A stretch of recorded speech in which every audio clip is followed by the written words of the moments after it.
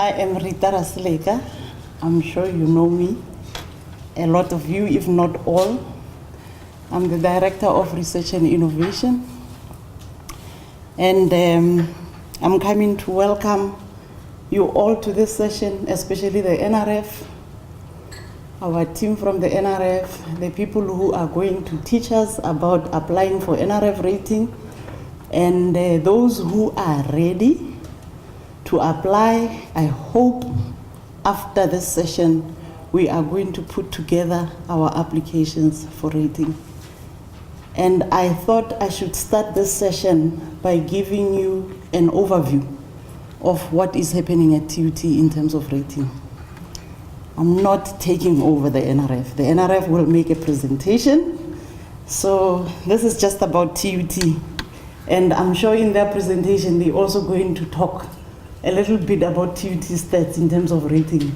So our figures might differ here and there, because I've seen that sometimes when the NRF presents, it's possibly on live data, and then ours is maybe a few days earlier or something like that. There's something that is a little bit of a difference in that.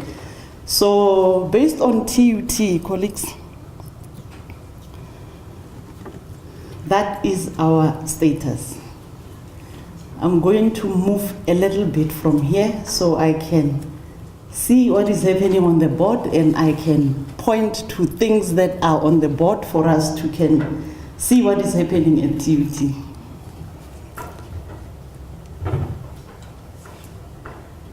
Right.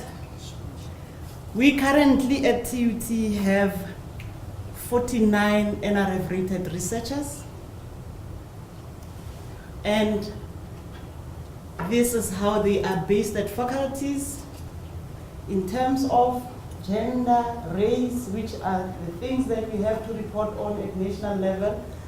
Unfortunately, I have to show those. We have got 2 female researchers rated in the Faculty of Engineering, 7 black male rated, 1 male Chinese rated, and 4 white male rated researchers in the Faculty of Engineering. 12 in total of the 49. That is about 14 both male and females rated researchers in the Faculty of Engineering. So just by giving you that line, then we can go to the next faculty and see what is happening in those faculties. In the Faculty of Economics, there are no female rated researchers. There is only 1 male rated researcher. In the faculty, in health, which is a non-academic environment, there is only 1 white male rated researcher. In ICT, 1 white female and 2 black males, making a total of 3. In management sciences, only white male rated. In the sciences, there are 5 females rated and 21 male rated, 26 in total. In the arts, there are only 3 black males rated. So, wherever you come from and what you know about yourself, you can see that we really need to increase on the number of rated researchers at TUT. I have also decided to show you what is the current status of academics at TUT. Why I am presenting this is to show you that we do have a pool of people who can apply for rating, and I am just encouraging, if you have not put up a CV to apply for your NRF rating and you think you qualify for an NRF rating after this session, please put your application together. The previous DVC liked saying that, yes, it gives us a bragging right to have you as a rated researcher. It gives us a bragging right, but it also gives you a standing as a researcher. It puts us somewhere in the map in competing with other institutions. as TUT. So help us to increase the number of ratings. Our colleagues from the NRF will tell you a bit more about what comes with an NRF rating. So it will possibly encourage you to put an application together. It is a lot of work, we know, but our job as support environment is to keep encouraging you all who qualify to put an application to the NRF for NRF rating. So these are our academic staff members, the permanent ones that are currently employed at TUT. And you can see the percentage of rating versus the percentage of academics with doctoral qualification in our institution. These are numbers of all academics with doctoral qualification in our faculties at TUT. So there is a pool indeed. Out of 265, we can actually say we will put something in. It's 18% of 265 of the researchers at TUT. So you understand where we're coming from, but we keep encouraging and motivate you to put an application together so that we change this status of TUT in terms of NRF rating. With that, colleagues, that's my welcome to you. It may not feel like a welcome, good one, but it is a welcome from you, and especially to the NRF. They will introduce themselves, the two colleagues from the NRF, and we really appreciate them giving time to us to come and talk to you about how to apply for NRF rating. Thank you. Yes. Thank you. Good morning, all. I must say, I feel very welcome, and I must compliment you on this lovely auditorium, because I've rarely ever seen such a nice, cushy environment. It seems like it's cross between your sitting room, or you feel comfortable, and I think, I don't know what you use it for, but it is a very nice facility, and I think it would be, I feel quite welcome, and I think this is a very nice setup to have. I would like to thank Rita and Ingrid for inviting us to come here. We've really enjoyed it. I think often we learn more by actually visiting the institutions of what happens on the ground. My colleague Jelka, she accompanied me today. In the past, the rating group were kind of like, we were what they call a domain as well as a reviews and evaluation. So the program and the domain were doing everything from the application form through down to user support, and we also did the whole process. Then it was 2 years ago, I think 3 years ago, Jelka was appointed in grants management and system administration. So Jelka's main function is to help us develop the application form. So she knows everything about NRF Online, and she knows about user support, so she knows what's the frequently cropping up questions. She knows about the process itself, and she knows about all the issues that come up. So she's basically part of our team. So we work cross-cutting. The whole process works like this. You do your application, and in the process, like Rita said, it's not a quick and single thing, but you do your application. Jelka will be your main support there. She will liaise with us. Then it's reviews and evaluation after the closing date. Then we communicate with you the outcomes. And the one thing both of us actually would like to say, the incentive funding is a GMSA function, and actually we are thinking that we would need to talk to our bosses that maybe Jelka be responsible for the incentive funding as well, because it's I think you as an academic, that's the one thing I learned coming from a research office, is that you don't care, you just want somebody to ask if you have a question, whether it's to do with the rating, to do with the application, whether it's a policy or your incentive funding. So I think we hope to give you a more united front there. Okay, Jelka is going to be open for questions which I can't answer, as well as I think a general support system there. Let me just carry on with this one. Okay, let me just see. I'm going to watch here, is that fine? And then if there's, I think also if you want to stop me at any time, please do so. My presentation is going to touch on a few things. What is the NRF rating? Who can apply for a rating? Why should you apply for a rating? The NRF rating categories, where do you fit in? I think one of the things that we often get asked is, for which category do I apply? And I think it will come clear to you. You basically submit your application, and then based on, there's a few eligibility criteria for certain categories, but basically you don't apply for a specific category. Then all the role players on there, the time frames, the rating process, and then a few sticky issues which we've came across in the last round. And then just information on general information if you need to contact, and who you can contact, and the support sources. Okay, let me now, it's time to take off the glasses. Or maybe I must have a look here. Okay, can you hear me if I talk without the mic? Or? Okay, the rating system started basically in 1984. It was the first, it's got a long history, the rating system, because in 1984, at that stage, the CSIR was basically getting any funding that was supposed to go to universities was channeled to the universities through the CSIR.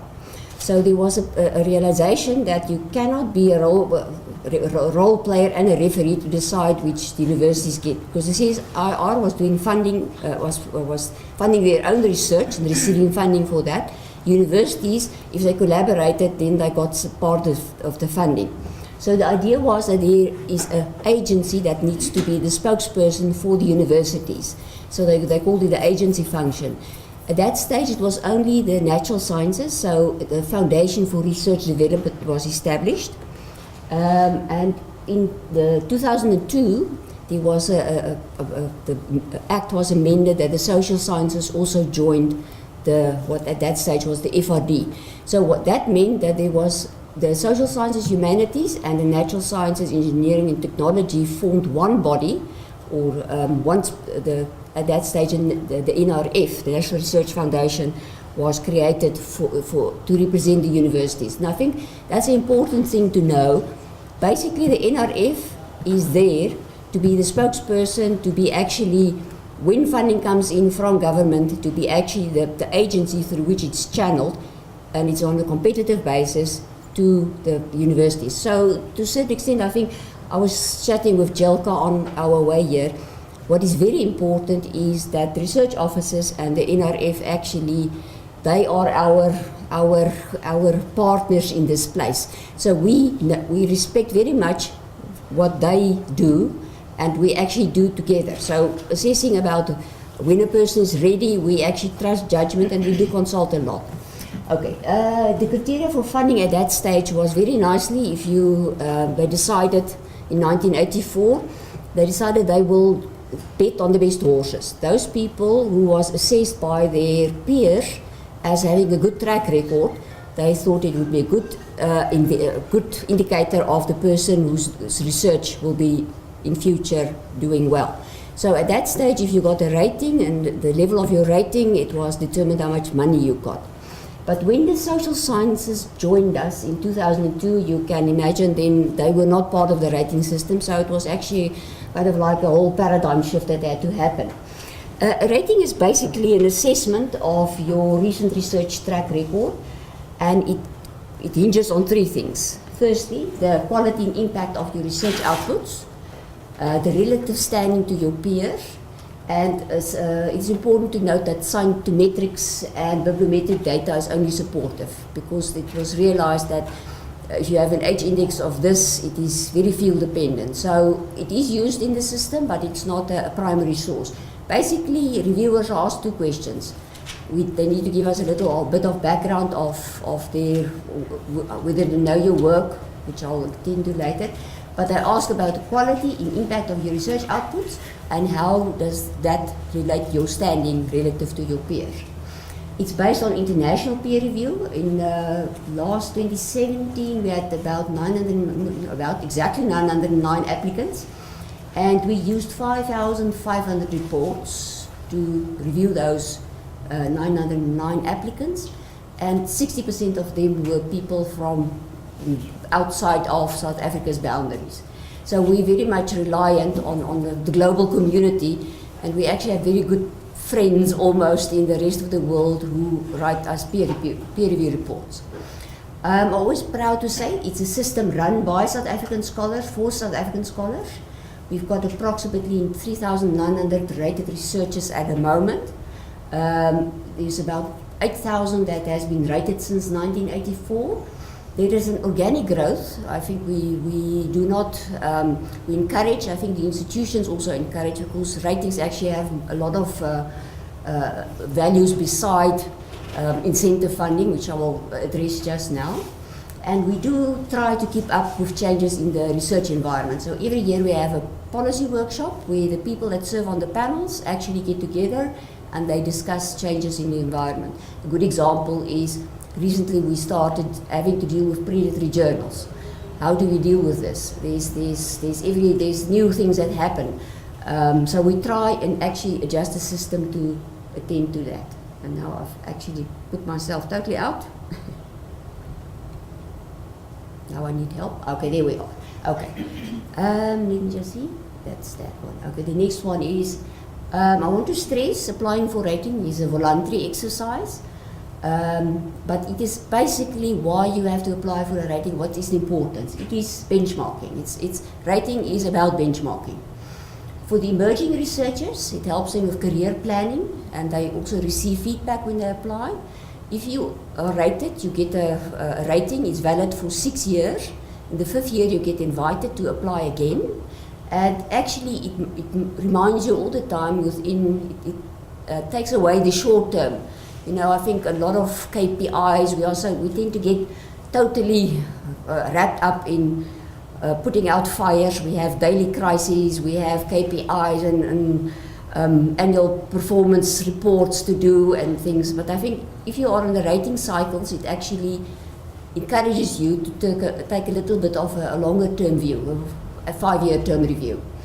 And if we really try our best to make sure that the feedback that you get after your rating with your outcome, it's actually quite constructive, and it helps you because the reviewers actually often give you very good advice which you can't use. These 2 different levels of feedback, I'm not sure, maybe I must talk about it now. In the feedback we have what we call there's a reviewer profile, which tells you how many people were invited and how many people actually delivered reports and how many reports were given. The rating systems, at the moment, we always hope for 3 reports, 3 from the list that you nominated, and 3 from the reviewers that was nominated by the Specialist Committee. Of those 6 reports, we hope that they all are usable, but some of them are better than others, so the report actually, its usability get assessed. So sometimes the reports are very, very, very good, and sometimes a critical report actually, a critical report can be a report that actually shows on things that is important. Other times a critical report can be a report that actually is a bit biased. So the Specialist Committee members look at that report, and if they sense that report is so out of sync with the other 6 reports, or they detect some bias and it's not reflecting what's in the application, then that report is often what we call it's scored, it is not usable. So of those reports we hope to have, we get 6 reports, and we hope the minimum of them must be 4, and if for those 4 reports actually sing the same song, then a rating is awarded on that. So you get that reviewer profile, then you have what we call a justification.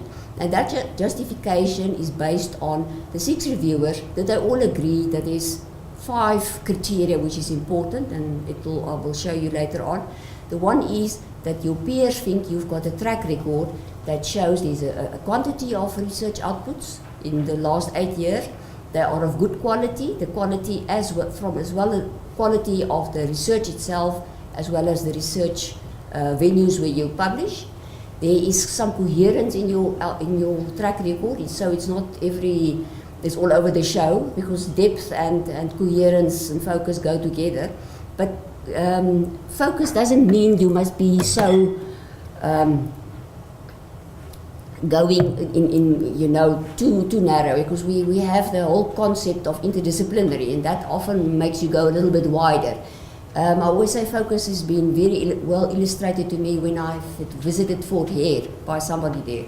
The person works in what we call, he's a plant person, but he works in plant pathology. So he gets lots of money from industry, and I think you will also in your environment, because you're very applied. So industry funds indigenous knowledge and indigenous plants and medicinal properties. So getting funding for that is very well. But they also are not the ones where you get the most fundamental, you can't do the fundamental research. Well, this person was very interested in doing the more fundamental side of the plant pathology.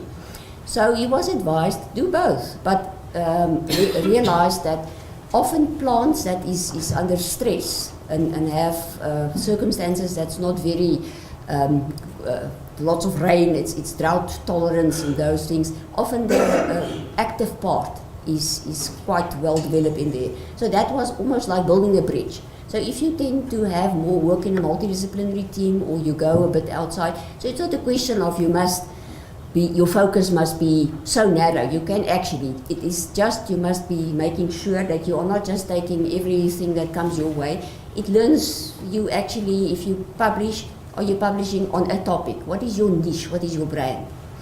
So established researchers, they get, I forgot to say, that apart from the feedback that is justifying, and then we have one what we call a narrative that tells you where often feedback from the reviewers themselves, what they think you could do. So that's actually for you to be helpful in future. For emerging researchers, like I said, that was about the career planning. For established researchers, you get to maintain, and it actually is also an incentive for you to improve your level of research excellence. Like I say, it is a time to pause, end of the year, when you kind of like think back over the year, it actually often helps you to think, what have I done in terms of my profile if I need to go for my next rating. In higher education institutions, it's very well used for recruitment and for promotions and marketing. You'll often see if you go to an advert in the Mail and Guardian that's saying, I've got so many A-rated researchers. So they use the rating system. It's actually quite interesting. In China, they're very interested in our rating system, because they have what they call an academy. And the academy is very much, we also have an academy, but I think the A-rated researchers in our system and their people in the academy. So they're quite interested. In South Africa, we have people are getting nominated to be on the Academy of Science, but the rating almost since all these years have taken very much over that role. And then we should not forget that anybody that gets a rating is actually, can say then that the postgraduate students I train, the next generation of researchers, are actually trained by a person who is being benchmarked in the international community. So I think this was the original intention of the rating system, to make sure that the people who train our next generation of researchers themselves are good researchers. And then we've got a part of the new group to which I belong, the reviews and evaluation, is that the value recognition of rating in NRF funding decisions must grow. We go through quite a strenuous, robust process to get to the rating. So if you apply for another funding opportunity, often they could use the rating information as a proxy for track record. So it actually had been used quite frequently in the past, but not recently. So this is part of our director's job to actually, we've got the phenomenon of reviewer fatigue. We really need to make sure that our reviewer community is not overburdened. And then the incentive funding, it's still there, it's in a different format, and I know it's caused a lot of unhappiness, the changes to it. But if you want to ask me questions about that later on, we can do so. Okay, the types of applications. We have new applications, re-evaluations, people who decided when they are invited not to put up their application, then maybe they're waiting for a output to come in. So also, and often it's in that the new rating have lapsed. If a person is new and they are unsuccessful, they have to wait for 2 years, because the first year is the year under review. People often ask why 3 years, because the assumption is if there's to make a change to your profile, if there's a quality issue or a focus issue, you're not going to do it overnight, so that's where they say a little bit longer is probably. And most often the applications that's unsuccessful is not because of the quality. Often it is just it's submitted prematurely. The person has just started off. It's not. So hopefully, if the person was on the right trajectory, then the person has already achieved a little bit more. Then the re-evaluation by invitation. Like I said, in your 5th year, you get invited to apply again, and in the 6th year, you are then evaluated while your rating remains valid. Affiliation with an NRF recognized institution. If you are a full-time academic, then it's fine. But we also have these contract appointees. We realize that not everybody, the universities are also very much cash strapped, and positions are not that always available.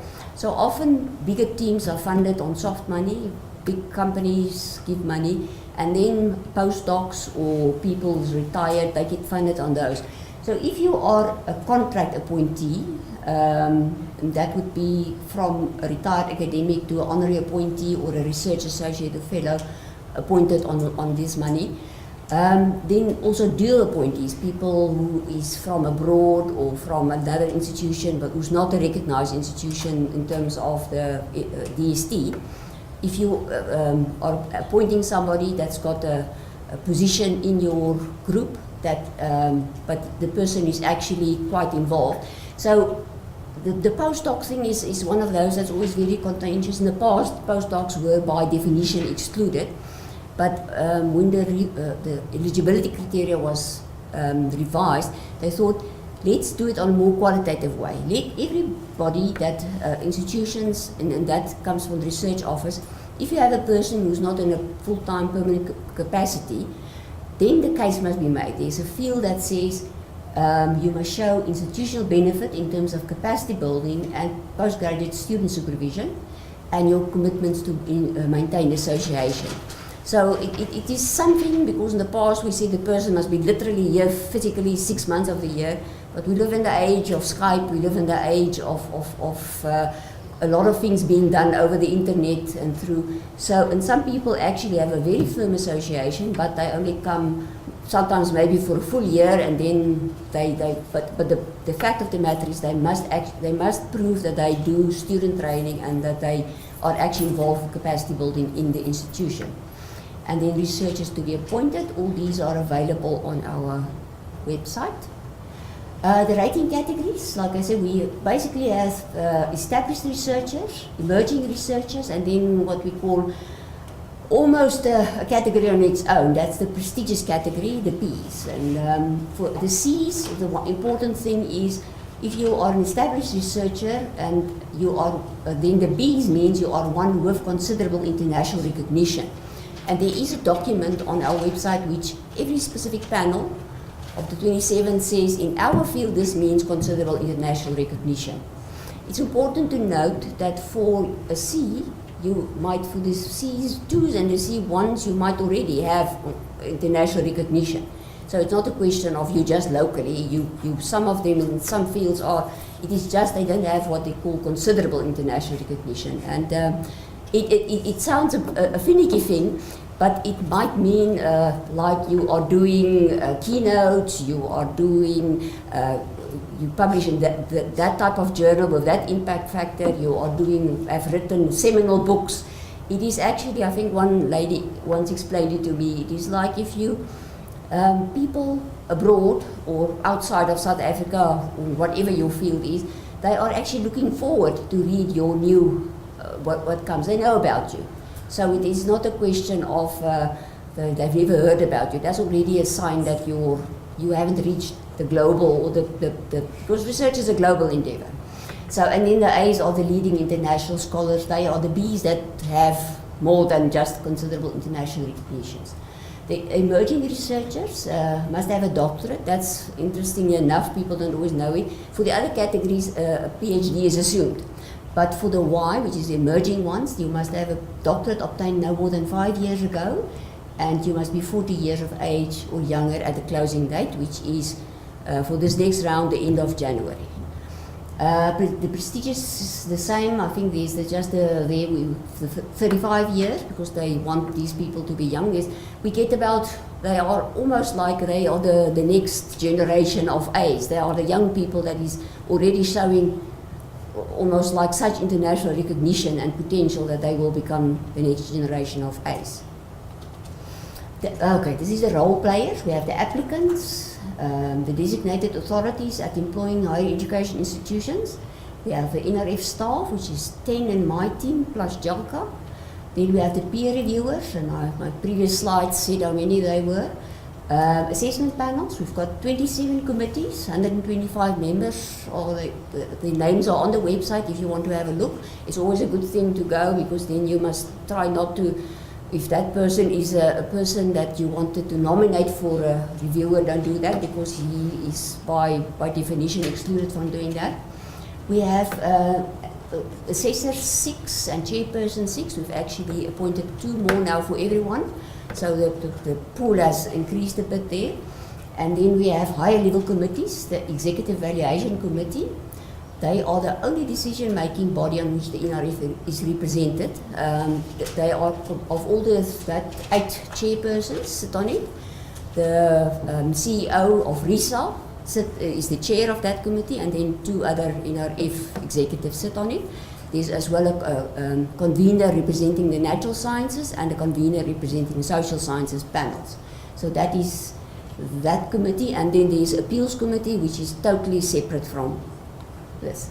Okay, then, sorry, I think my bottom cuts off a bit, but okay, that's where you apply. And then a few important things when completing the application. Make sure you select the right primary panel. There's 27 of them.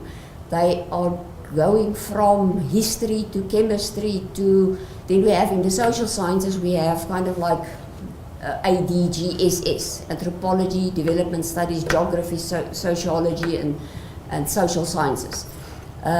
We also have, the reason for that, when they joined in 2002, the number of applicants was small. So they decided, okay, they will look at disciplinary traditions, where you publish and how you look at stuff. So that's where ADGSS come. That's why history is on its own, education is on its own, but we also get economic management sciences, administration, and accounting. But as these panels grow bigger, we actually try and split them, because at the moment, every member of every specialist committee need to look at every application and read every report and score every report, so they go the full hog with every applicant. So if it becomes too big, then it becomes a bit of a issue. So for instance, health sciences, we split into 3 panels. The one is public health, the other one is clinical health, and the other is basic health. So we try to get the panel that they don't have, say, more than 40 applications per panel. Okay, so if you work multidisciplinary, and you may select up to 3 panels in order of priority. If you work interdisciplinary or multidisciplinary, there is often, or just change your focus in the last 8 years, there is a field where you can indicate that, and the panels consult amongst each other, because they are disciplinary based, but also often, especially if you've changed, I think the social sciences often say they are the ones that work interdisciplinary. But the natural sciences, actually, you often get the people who work in microbiology and plant sciences. There is often quite a lot of cross-pollination between them, and the problems they work on is of interdisciplinary nature. So you get an opportunity there to alert the panels that you are actually working in not a totally one discipline way. Another thing that you must really take care is the selection of your best 5, and that's self-selected best 5 research outputs. there's a document called Key Research Areas and Types of Research Outputs. That one says, in my discipline, this is the document, or this is the fields that is covered by it in that document, as well as this is the type of outputs that they take very highly. For instance, history, they will say books. IT, they might say conference proceedings. In this, IEEE is highly regarded, while in other disciplines it's not. It's mostly, I think, majority is probably peer-reviewed articles is probably always very important. The nominated reviewers, if you've got an opportunity to nominate 6 reviewers, I think it's actually, you can even a few more, in order of priority, and do make sure that the person you nominate there, make it very clear why you think this person is a peer reviewer, why he or she should be able to do a peer review. 3 of them will be selected to be invited. The specialist committee members look at the motivations, and based on that they will select the ones to approach first. So if you put up there a colleague or somebody from the same department, it might be a bit of a problem. If you put up a collaborator, the saying goes that if it's a collaborator that's very active, they would be having difficulty to assess, because it's like assessing themselves. So sometimes you can get a collaborator that can put on another hat, but often they tend to be very flattering about the research, because otherwise and alternatively, sometimes there might be people, often your neighbors are the ones that write, or the more biased people. So make sure the nominated reviewers, if you just met somebody that is very highly regarded at the conference, just remember you must, your chance of him opening up the application, and are you really working in such a field that the person is going to, the high profile person is going to open up and respond to it. We try and ask emerging researchers to not go for the top, but sometimes they do, but actually our chance is there's a huge burden of reviewer fatigue.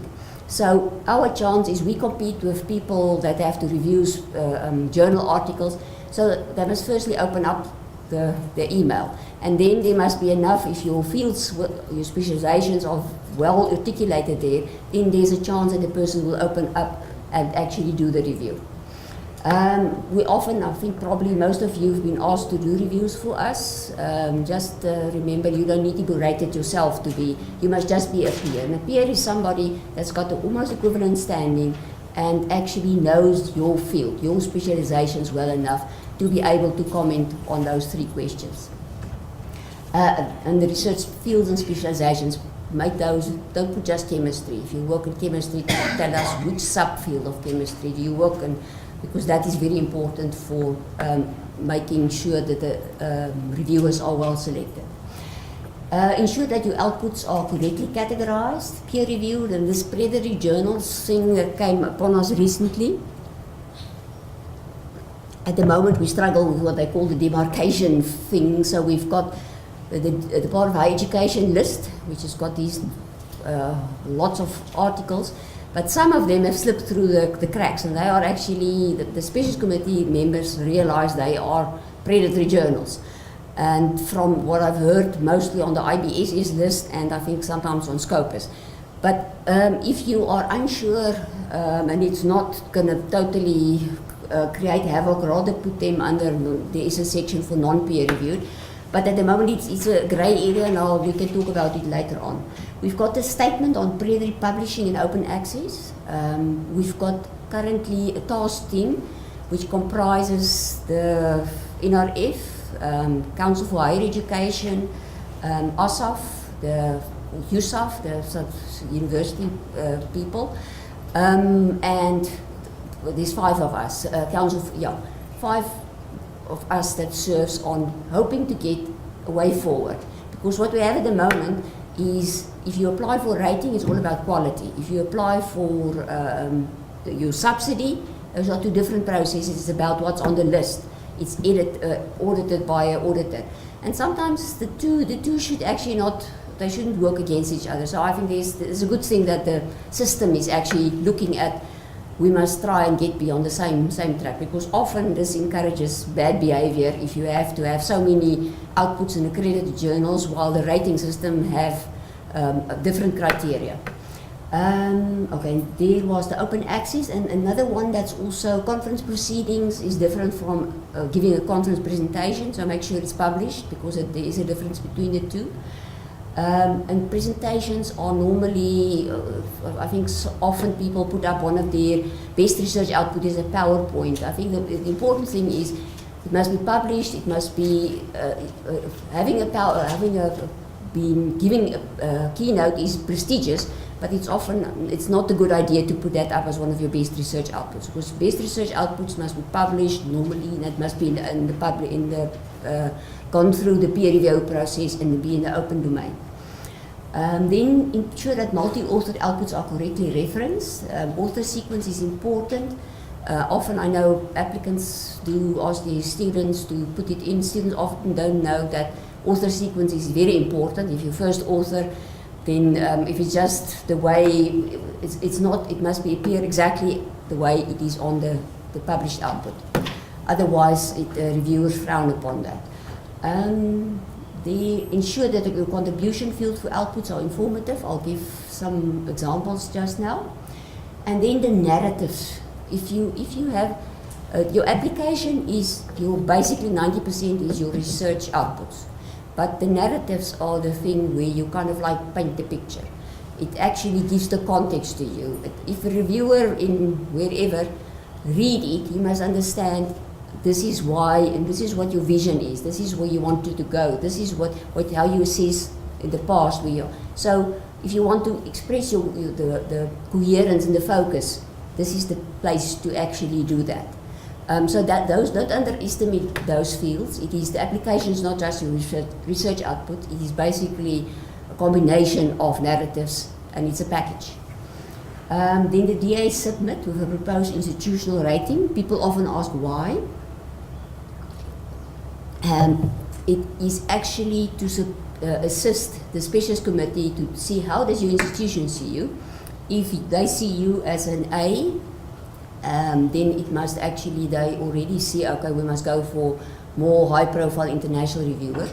But also remember those people are in the field. So if it's an A and they really look at it, it's not really, it's overblown. But that's the main reason why they have to submit it, the institutional rating. And for the Ys and the Ps, there's also a bit of the eligibility criteria, the 40 years and the doctorate that need to be screened.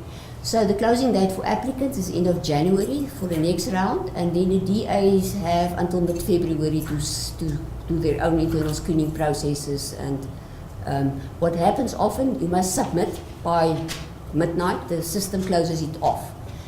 But if you submitted it and then it's workflow to the DAs, then if there's anything that needs to be changed, they can open it up to you.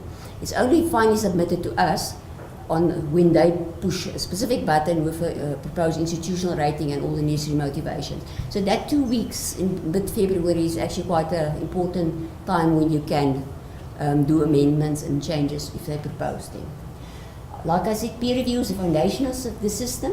I think I've already explained the 6 reviewers, and then also make sure that you can actually put excluded reviewers who you have a conflict of interest with, or if there's ideological, I know in the political sciences they have different schools, the continental school, so you can say you don't want somebody from that school to put in there.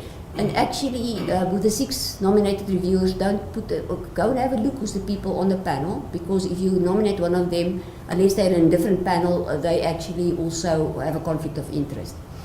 It's important that you use this appropriate peers. I think I already elaborated on that, and I think you have the way is that you're not just putting an application and you have to wait. You actually can influence the process substantially by nominating good reviewers. There's a good chance that they will actually go and open your application and do a peer review, writing your narratives and make sure you've done a good application that they do well, and selecting your best 5. So if you do those things well, things you are actually have a lot of influence over the whole total process.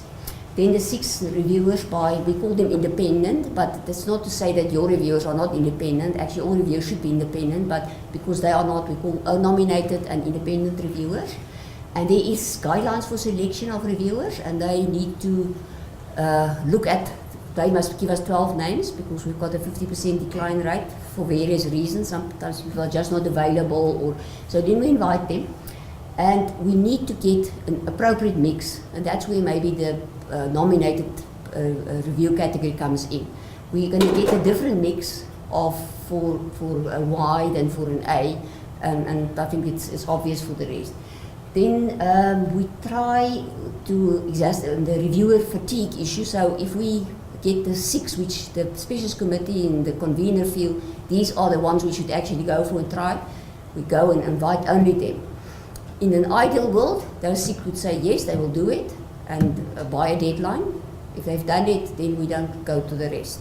Because we've got those 6 reports, and if the reports are of acceptable quality, that would be utopia for us, but often it's not like that. So when the reports come in, they're assessed for usability. Like I said, you get a 3 report, if it's biased, or sometimes it's just so uninformative that you can't use it. And every report represents a category. And what we aim is that 6 reports, but ultimately we would like to go for 4 reports of acceptable quality, expressing a consistent opinion. That is our benchmark. But for A's and B's, we normally go for 6. This is the specialist committees. They all are the backbone of the system. They all are active rated researchers. We've got 26 specialist committees. I think my previous slide said 27. Last year we split the ADGSS into 2. But this year the numbers actually, and they couldn't really figure out how they would like to split themselves. Then we have a convener, which the specialist committee members themselves appoint, and it's the main contact for the NRF. And what the specialist committees do, their task is they must read the application, and everyone must read it, because that contextualizes the report that comes in. They must screen for the right panel. They must look for premature applications, and we refer it back to the institution with a recommendation, and then, but like I say, they often go to a lot of trouble to make sure to say to this person, if you only wait a little bit more longer, then you will actually be there. And it's often with young people who just got a doctorate that this recommendation comes through. Then they nominate, prioritize, and ratify the reviewers.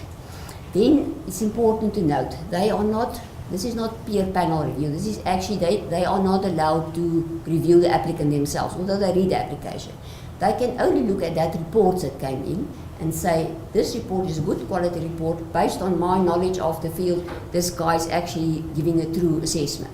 So the members of the specialist committee, they do not evaluate, review the applicant, only the reports.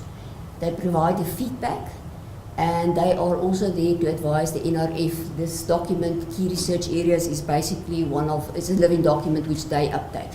And there's a lot of consultation between the specialist committee members. Okay, then there's 3 voices in a rating panel. There's a specialist committee members, which can be anything from 3 to 8. Then there's an assessor and a chairperson. And it's important to note, like I said previously, that all members have to read every report for every applicant. So that means that 5 to 8 independent eyes go over every application. And if you are unhappy with your outcome, then there's also if these people can't get a consensus, it goes to another committee, then there's another 12 eyes that have a look at it. And then if you can appeal as well, and then there's another, I think, 6 eyes that look at it. So I think the process itself is designed that there's lots of checks and balances. It is designed to make sure that not one person can override because everyone does their preparations before independently. So the chair and assessor, they may not be from the same discipline. They're often applicants' best friends, because they actually spot a biased report very, very, very quickly. Because they don't know anything, they don't know all the political baggage of what's happening in the field. And they are attending more than 3 to 4 panels, which mean they need to actually benchmark. So it means that a C or an A in chemistry and history, they benchmark that they are the same. So it's not this is this grouping that's got, because often applicants go what we call panel shopping between panels. Say, okay, now they've heard it's easier to get a rating in that panel. So the chair and assessor is there to make sure it's the same in all panels. The benchmarking of the standards are in fairness and consistency, and the chair's role is they also go through the same thing, but they actually should be the one that facilitate the consensus between the specialist committee and the assessor. Rating is valid for 6 years, I've explained already. Reapplying your 5th year, we invite you. The period under review is the past 8 years. That means 1 January 2012 to 31 December 2019 for the coming round. The results become available 7 to 10 days after the meeting. We put up the schedule of the meetings. So, but what we do then is, because the meeting is, the rating is decided, the outcome is decided at the meeting, it's signed off. Only the A's and the P's and the non-consensus cases are going to the EEC for ratification. Often we have what we call more reports cases, and then, but we do inform the research office about this, so you hear quite soon. But your actual outcome letter with the feedback, that takes a bit longer. And then the call is open normally September, but the one thing you must remember, you can already update your CV all the time. So what happens then, Jelka is the one that can explain. If you get outputs, put them in. Actually, this CV is used for any application in the NRF. So what you do, you update your CV, that's your personal details, your job, career profile, all your outputs. When the call is open, then you migrate that information through to an application. ORCID is, we've got the NRF subscribed to the ORCID statement. What if you have an ORCID ID? The dream is that soon, when you actually open your rating application, and you put your ORCID ID in it, it will actually just migrate, so it will harvest from the system itself. So it's a good idea to investigate and consult with your library people that you get your ORCID. Then the meeting dates is already posted on the website. Okay, this is just the process. You apply, then it goes by the designated authorities in your institution. Then there's screening by the specialist committee members as well as the NRF staff, technical as well as scientific screening. Often it's referred back or it's referred to another panel. Then the staff in the reviews and evaluation approach these reviewers, which has been nominated and prioritized by the specialist committee. Then it is an online system, so as soon as the reports come in, the specialist committee members can actually do their scoring and rating ongoing. So the meetings normally start, closing date was, in the past was in February, so then it takes about a month or two to get to the point where we get the reviewers' reports coming in. And then the meetings is determined for the rating panels, when are they available. So we normally start about September, and we carry on. It's 27 panels, and we actually need to, because people that serve on these panels normally are quite busy people. Sometimes we had one case one year where the guy said he literally can only offer us one slot. So we try to tell them well in advance. So we try well in advance to get their availability, and the specialist committee members need to attend this meeting. So it is very important. But because they work so hard together the whole year, they kind of like get almost like a family. They know each other, they kind of like, it's almost like the meeting is the cherry on the cake. They want to be there, it's part of their labours in the year. So all of them prepare beforehand. The chairperson and the assessor do the same, also online, but nobody can see what the other one is doing. So it's independent preparations. On the meeting day, there's starting off, the specialist committee meet, the chair briefs them until roles and guidelines is discussed. Then they depart, they go and sit, and then we give them what we call a consolidated, what everyone thinks for every report. So it's like what we call a grid. Then they can see where there are differences in how they interpret it. So then it helps them to focus on the cases where they really have differences. So if one says it's a one report and other says it's 3 report, that's often those where the one says, okay, this report is not usable because the person is biased, or the other one says, no, this one is actually hitting it on the nail. So then they can discuss but focus on where the differences are. At the meeting, there could be the B's, the C's and the Y's are immediately decided upon. Then there's no consensus cases. Fortunately, there are few of them. There's nominations for the A and P, or there is those where they just feel the information is not enough. They need to go for more reports, and that is, unfortunately, it is actually, if you get the feedback that more reports are required, it could be for many reasons, and often it's it's good news in the sense of the panel, mostly driven by the assessor and the chair, feels there's just not enough information to make a credible decision on, that they feel can be defended. Because an appeal, that would also result of, if you feel the process, as procedurally you are concerned, this profile doesn't look correct, or substantively, normally they say they just don't think this is with the facts at hand. So that is the appeals process, and I've already explained. This is the rating criteria for the C and up. It's researchers with a recent sustained, I think that's important, sustained. It's not over the 8 years. If you have published 1 year 20 and there's big droughts, unless you had been ill or something, explain it. But normally it's expected that you will have a consistent track record over the 8 years. And like I say, but they must, if you have a specific, especially if you write books, they often take longer. So if you have just explain why some years there was no outputs. And that they must be in a field, I think that's the focus and depth, who are recognized by their peers as having it's a body, so that's the quantity thing, and they must be of quality, both the work as the outlets, the core of which has coherence, so there's a theme that bolts it together, and it is to ongoing engagement with the field. Once again, focus, depth, and the theme and topics. And the applicant demonstrated the ability to conceptualize problems and apply research methods to investigating them. That's the almost like, are you able to be, you're not just the middle author all the time, you're the one that actually have the idea, you conceptualize it, you actually can lead a team, you're independent. Then I think the conceptualization, independence, and then evidence of research independence is offered. Do you at least have some senior or first authored papers? But it's very discipline specific. And senior first author, this what we call the star author, the corresponding author, I think it's expected most profiles that you sometimes will be first and sometimes middle, because it's all a thing you negotiate around your specific team if you work in a team. If you work with students, often I think the student can be the first author. But the important thing here is, with any output, if there's more than one author, you must explain what was your contribution. And I've got some examples coming on. Okay, then own group students, that's very much the natural sciences, but I think the social sciences as well, you must have some postgraduate students.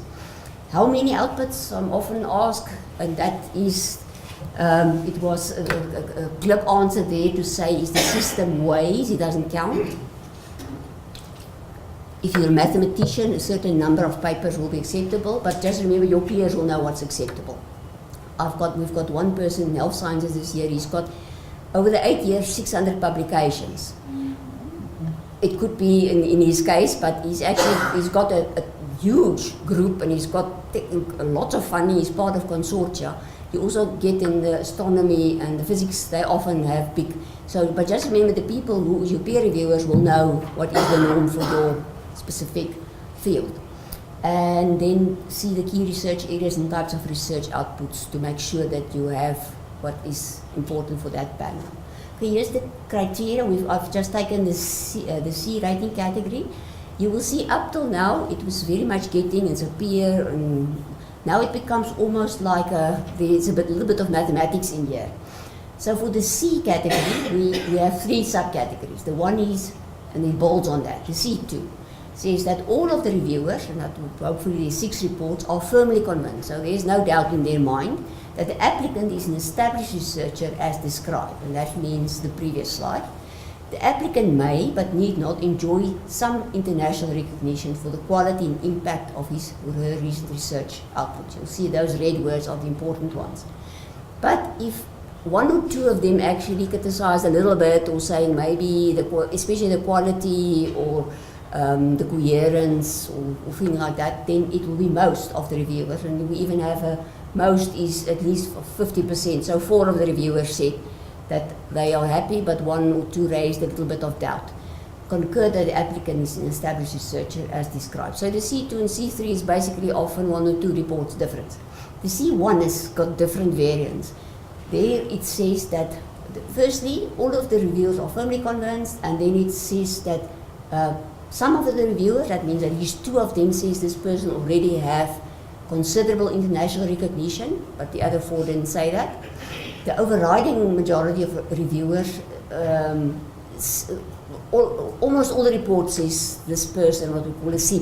He's just on the cusp of having considerable international recognition. So if all the reports are what we call C+, then this person will become a C1. And then there's another definition which we've actually never used before, but because it was for those people that work in fields which is only locally recognized. I think it comes to mind the legal system, and I think often if you work in African languages, you can't really publish, but you are actually a local, at a local level, you are seen as a leader in that field. So this is an example of how they scored. You see there's 6 reviewers for both. The reviewer 1 for the C2 said C, C, C. Reviewer 4 actually was saying the C+, there's a bit more to it, C. And reviewer 6, the CB is actually often what assessors and chairs use. So you'll see this, unfortunately, it's only 2 of the reports that was so positive, but this is almost like they say a top of the range C2. This person already have international recognition, but not considerable, not enough yet. So a C3, you'll see there's a C, review 2 had some concern about something, review 3 as well, they mentioned, and often in a very kind way, so that's why I say your feedback's often good. It helps you and say, do a little bit more on this or do a bit on that. So reviewer 5 said C, and then the last reviewer in this case felt almost there's not all 5 criteria, and especially the quality one is a very important one. So in that case, the person was made a C3. But in the end, with incentive funding, they're all, what appears on the web, all of them are Cs. But I think this is what happens. It helps you with your international or your own benchmarking against your peers. So I think everybody wants to move up, and hopefully the peer reviewers give good advice there. Okay, I think this is just where we try and make sure what is the difference between the C report and the RU report. I think there you'll see quality, for instance, we'll make it a C1 minus, if the panel will make it, if the reviewer recognizes comparative minor shortcomings but believes outputs have value and continue incrementally to new knowledge and creation. It will be an RU if the reviewer identifies serious shortcomings in several outputs. Sustainability, if output is less than expected, of academically local within the discipline, but they just say they think maybe for somebody, because often the international reviewers will use for tenure, you need more outputs there. And then if the output is way less than what can be reasonably expected, then it could be an RU, and that often happens when a person submits too early. The coherence and core area, the reviewer identifies a degree of coherence among some of the output, but finds vagueness in future direction. Make sure that your ongoing and future research, that you actually make the case where you see yourself, because that helps the reviewer, especially for the emerging category, that they know, because the people who get a Y rating will have to be Cs in the next 5 years. So often where you feel you want to go. It will be an RU if the reviewer comments on unfocused, opportunistic research. I think there it means that every student that comes to you, we've had the case at one stage in nursing, they had lots of students, but everyone is working on the topic, and the poor supervisor, but the poor supervisor actually should not take everybody on, because the applicant or the postgraduate student comes to you because you are known for this, you are known for this field. So they should actually link to you, and not otherwise the supervisor needs to every time get on a new topic. Okay. Then, the potential to become established, I think, sorry for cutting off, this is the Y. So, but you will see the Y emerging category is exactly the same as the C, but it's only about potential. So you've just got your PhD, and you've actually already published it, you've done a postdoctoral period, you've already moved on to what you are going to do beyond your PhD. So that is very important. So you're assessed on your outputs from your PhD plus those that have already passed your PhD. And the narratives is very important. You do them in your future vision, where you want to go. And then also quality of the journals is very important. And one of the issues that came up with the screening is often people, I know this is not very clear, but this is where a person put up three types of affiliation. Firstly, she had there, one was a contract and a permanent and a temporary, which is also a contract. For permanent, the person put up a supervisor and co-supervisor to postgraduate students. I don't think that is actually you first an academic. So this is not a good example. Then she put up as and this was not detected in screening because with this person has got a permanent position. Well, I think the designation doesn't. But what the person actually, and then she said on contract, she was a researcher and she actually had a fellowship, which was up till June 2019. And then the last one was a peer reviewer. I think so. So I think these are things you're doing, but rather put up you are peer reviewer in your what is a biographic section. Put that up there. Put up your supervision. You've got a field for that. Basically, what this person should have put up there: contract position. I'm appointed as a postdoctoral research fellow in this, and this is my situation. So this one is a problem which we came across. Then the institution for contracts need to actually explain. So this is a convincing motivation. This person has been appointed within that and that group for a 3-year period on contract where the contract was renewed already in the past for another 2 years, ending in that period. So we already know there's quite a long-term commitment. The big thing with postdocs and contract people is we go through a big, long exercise and using reviewer social cost, then by the time the rating is available, the person is no longer there. So it's basically, we would like to have some idea that the person is still going to be there. Okay, so this person did very valuable contributions, and the person in the past 4 years did various staff development initiatives. The person co-chaired stuff and supervised masters and doctoral students and published. And there is a likelihood of a work contract for at least 2 years after the outcome. So the naked one is not a cut and paste job. It's not very useful. Dr. Z is a postdoctoral researcher. His contract has been extended, and he will still have a postdoctoral appointment for at least 2 years after the outcome, and then supported by the institution.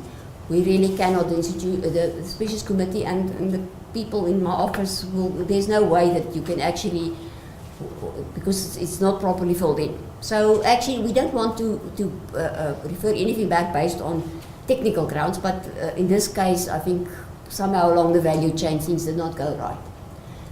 Okay, now if I press the wrong button again, we'll go there.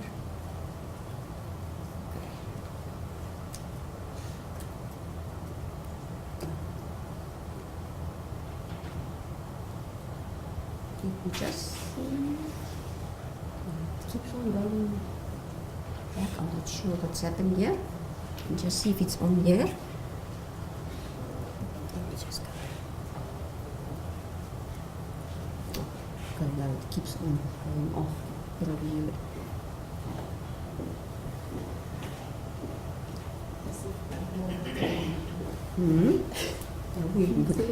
Now I'll do my dance or something.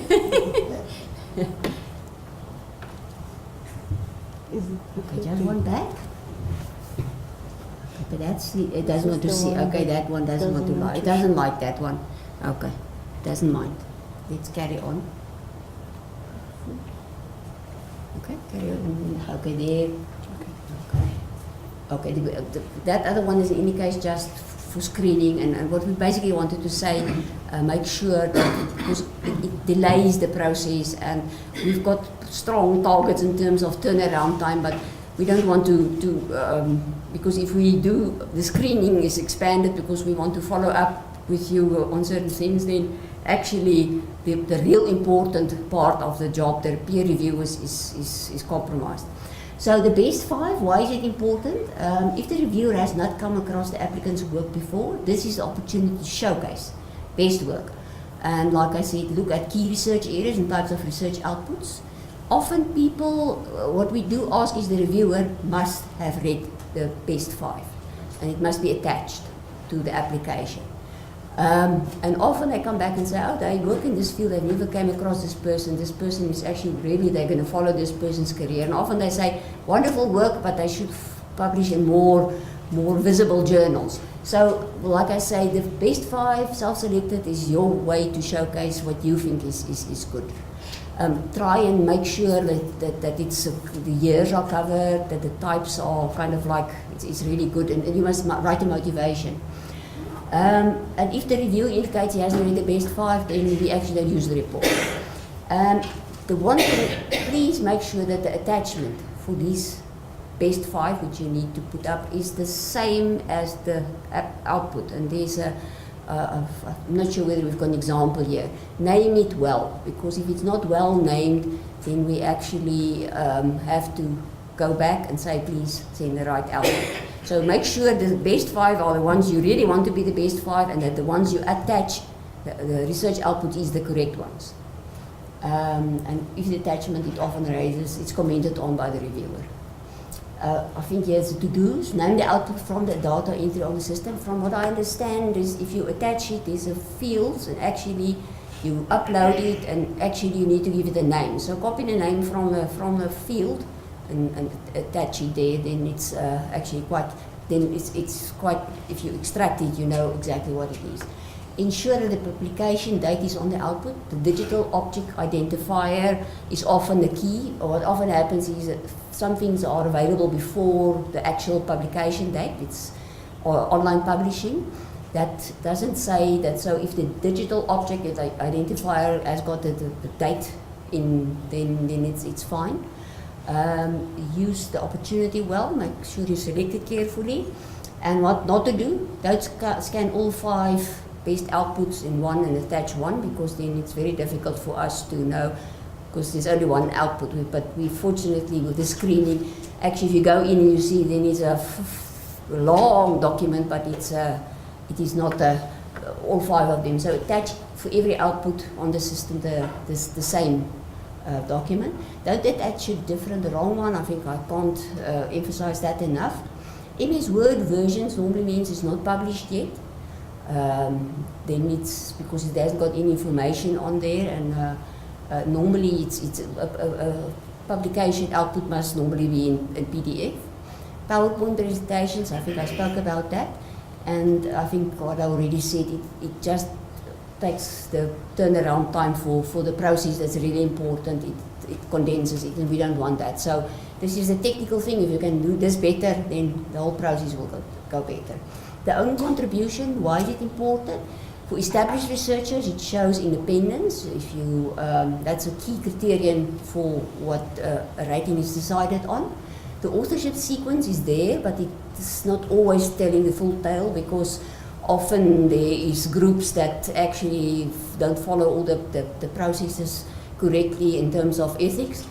But just remember the total picture is if you just, often it says, and reviewers often says this person, especially social sciences, must have some single authored outputs.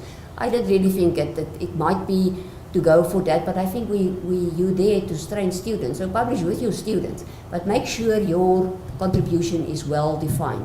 And often we had one reviewer that said if you just put a percentage, the person put his 13 authors, and he always did 80% of the work, and he was asking these other ones, he's wondering what are they doing, so it must make some sort of sense.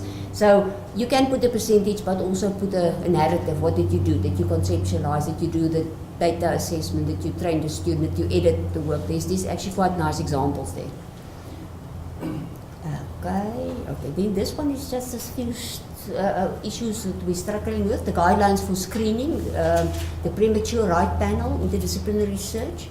There's some of them that have it very nicely under the knee, but sometimes, because we want to prevent an application going through the whole process, which could have actually been before the time shown that the person, some, like I say, if the convener and his species committee do that well, then you actually have, it is to the advantage of the application, of the applicant. Then the post-rent, it's often called that people, the rent and A is that the person is only put on because he's a world leader, and then we would actually like to know that there's a quality substantiation why the person is adding benefit to South Africa. How to improve the quality of the review responses. We ask the same questions to the reviewers. One write wonderfully, long, very nicely informative report. Another one, it's almost like he just wants to get it over. So how, if a person actually agrees to do the report, we would actually like that he give us the information we need, because he's been selected as a peer, and it's important for us to get, not to waste time. Then the interdisciplinary research, but I think we try our best. We're not always, it's often it can be a sticky issue. Then we have what we call reports that are not consistently aligned with the CV. A person who has a long and illustrious career but is now tapering off, and people don't want to, it's almost like in there, they still have what we call a halo around his head. So people almost like rather say nothing or say, or they assess a period outside of the review. And then you often struggle. Or if it's a person, what we have often in physics or in places where they build a lab, they have been rated, but the last, they didn't have any output because they were building this lab and teams. So the sad fact of the matter is they might get a rating unsuccessful because there wasn't outputs. The pre-entry journals, like I say, there's an effort, but it's still an issue. How to differentiate between a Y and a C report, because a Y report is actually referring to somebody if they use the going to word, they're almost like emerging words. And when is it an RE report? I think that previous slide I referred to there. And in ethics, we actually have now both reviewers and applicants that are unethical. We have applicants that actually put in things that but reviewers actually see that or put up not all the review, we had a case where the person actually had done research with somebody, and then the person was actually not named on the outputs, and then this person was asked to be a reviewer, and he actually notified that he was not acknowledged. So in those cases, because we as the NRF don't know the facts, we don't have line authority over that person, so all we do is we stop the process, refer it to the institutional, the designated authority and the institution, and ask them to look at it. We've had in most cases it was quite solved, and but there's also some of them that turned not so well. But I think the idea is that the specialist committee feels the reviewers give you a signal, and often the case I'm referring to now, actually that case was settled to so well that actually the research was revived and they collaborated again. So, but it was dealt with by the institution. Then we also have reviewers. We get 100% the same reviewer report from different people. And the only way that can happen is if the reviewer go to the applicant and ask him what must he do, and he says, okay, this is somebody else sent me the report as well, and this is how you should do, and then he's too lazy. So those type of things we actually pick up nowadays. And then failures of the rating system is something we're concerned about. Females that have career interruptions, or people that got ill, the family responsibility issues. We have got researchers in the medical field who gets their PhD quite late, and how to accommodate changes in research focus. So we're thinking of maybe is the age so important, or is it more the 5 years? So those are things that has been put on the table. It's not dealt with yet, but it is things we are grappling with. And then just short here is just all the people that can help you. We've got a website with all the information on. There's the NRF support desk manned by Jelka and the POs and the rating team. And our website has all that information. And that is it. Okay. Thank you, Joyce. Colleagues.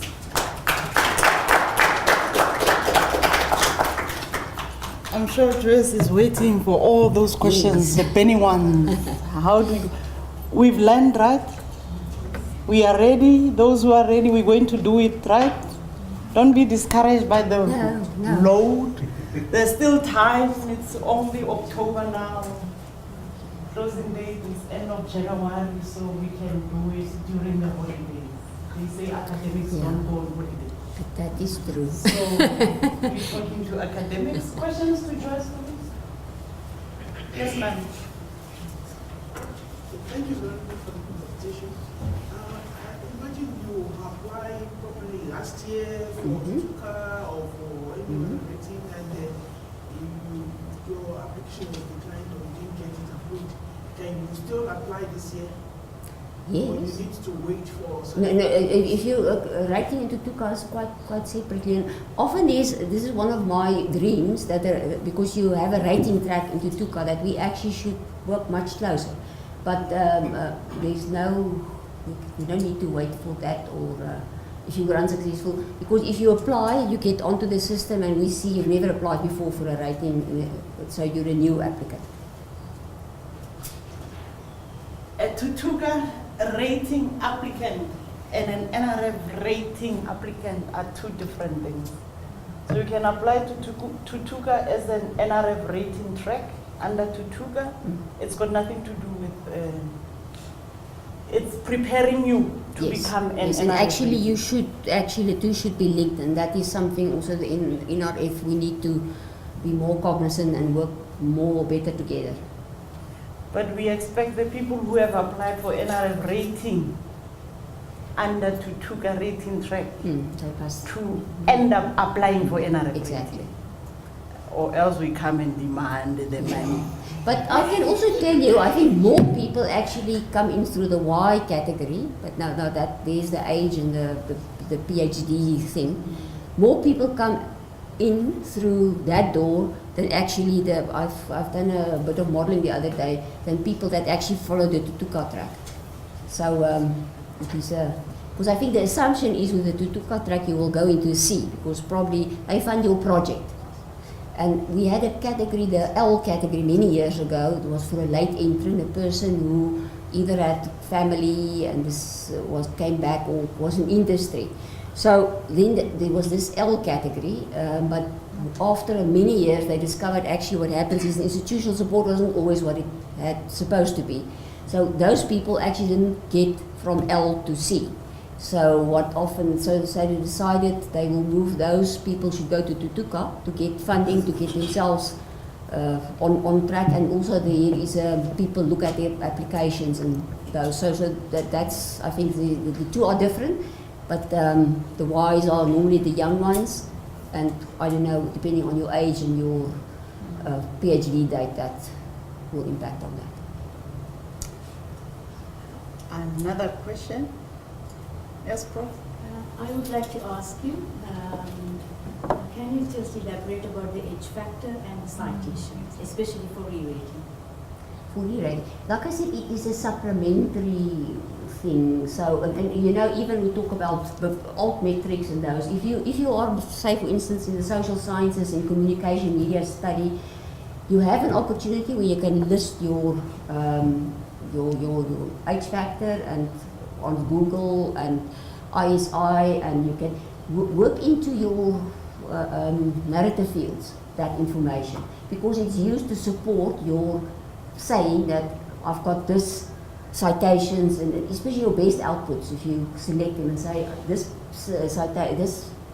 publication has been cited so much, and sometimes most downloaded, those type of information. But still, it's a peer review system.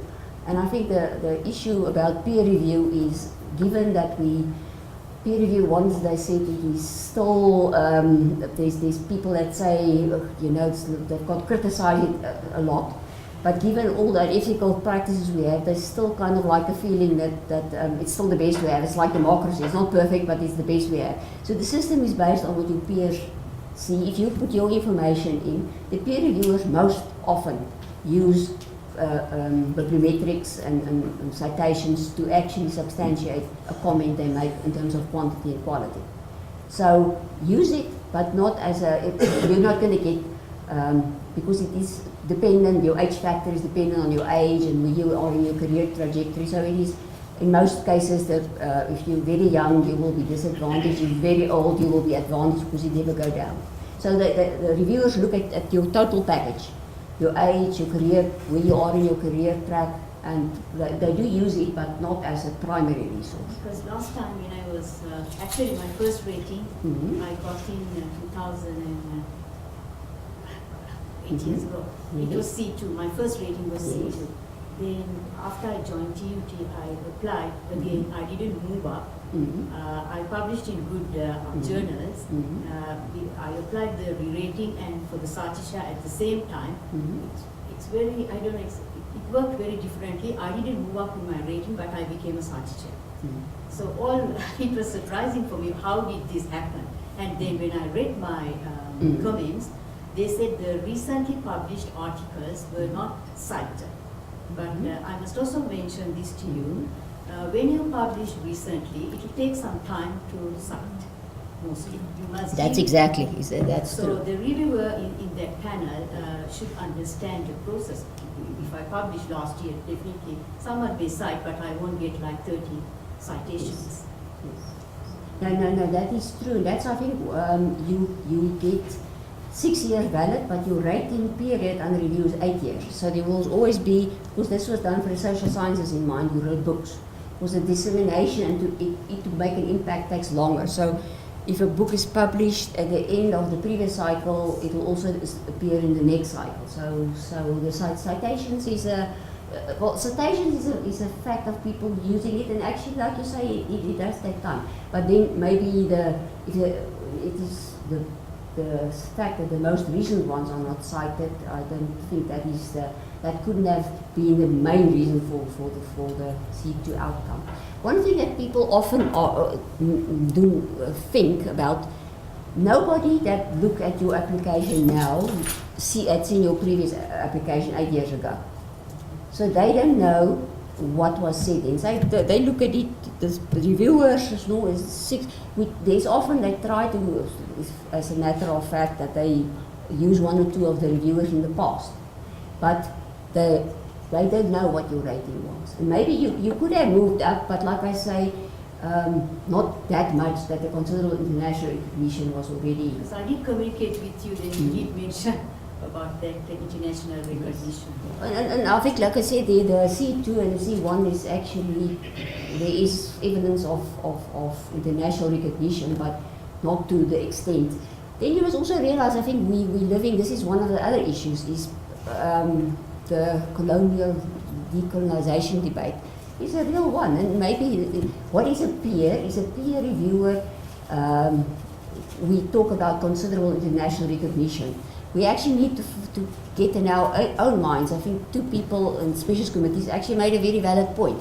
It should not be considerable international recognition, it should be considerable peer recognition, because wherever your peers are, and that's done by your field. So your peers is assumed to be, if you work in the sciences, then it should be somebody who works and publishes more or less the same journals, the same standing as you. So the reasons for, I think often what happens is that the feedback should actually address all 5 of those criteria. So to let you know why you were not C1 or B3. Because it was very disappointing. All my publications were in science, direct and violent science. So with very high impact. Yes. But that's what I think what you must do. What is important, that you actually, in your own contribution, and especially with your best 5, make sure that you, because I must say I've been recently quite disillusioned when I worked on the Scopus. A lot of the journals there is on the part of higher education list is indexed on Taylor and Francis. Then you always think Taylor and Francis is wonderful, but then until some of the specialist committees come to you and say, listen, those journals are actually predatory journals. So the guardians of the ethical and the reputations is a difficult one. It's even more difficult for us colleagues as the NRF office at the university that's supposed to do the screening and to make sure that if you have published in predatory journals, we're not submitting your application, and you sitting there as a researcher telling us this is not predatory and all this. I think let me address the issue how we dealt with it in the past years. It's about the third or the fourth year we actually, and it's mainly limited, although it pops up in some other panels, is education, economics, management sciences, accounting and administration, and then anthropology, development studies, sociology, geography, those ones. It pops up there. In the first year, remember the assessor and the chairperson they were in those cases natural scientists. I couldn't understand now what is this. People wrote glowing reports about this, but the panel said they know, because then they still had Beale's list. Then there was almost like, if there was one predatory journal according to Beale's list in there, then they wanted to give the person argue. So we took some time to get almost like a modus operandi in place. So it's very easy to spot if somebody actually used it as a publication strategy. You look at the first couple of years, there's a normal pattern and it's there. Then all of a sudden it jumps up high, 20 publications, same one journal, one publisher. Then you can quickly spot, and then sometimes there's actually a couple of years in between, and then you see here at the bottom end, it started, it was almost like the message got through. Now, because some of those were actually subsidized by higher education, it's on the list. So we had a very interesting case at one of the other universities, where the person published 111 publications. Of them, 68 were in really good journals. The rest were not. So his office advised him not to because we had a facility then that you untick. You say you don't want it included in your CV, because we didn't want to have these long CVs, but there's no other way you cannot include it if it's on the system. So that person wrote in his narrative fields about this 111, but there was only 68. That person, what would have been great in his case is to move them to non-peer review, he would have got a great rating. But because he unticked them and almost like hid them, the specialist committee felt very serious. But I must say, in my experience, if there was and some of them were on the credit list, what they've done in the past, where they kind of like checked those journals which they found suspect and check them against all the different indices. This year, for those 3 panels, we actually narrowed them down to 970 journals which applicants published there, and now we're checking them against the different Department of Higher Education indices. And so for the panel, they'll be able to look at that and see. So, but it's the 8-year period that makes sense. So it's a qualitative judgment call that's made, because if you've done it once and maybe some students don't know better than that and they've published in there, and some of them are, that's what they call the demarcation challenge.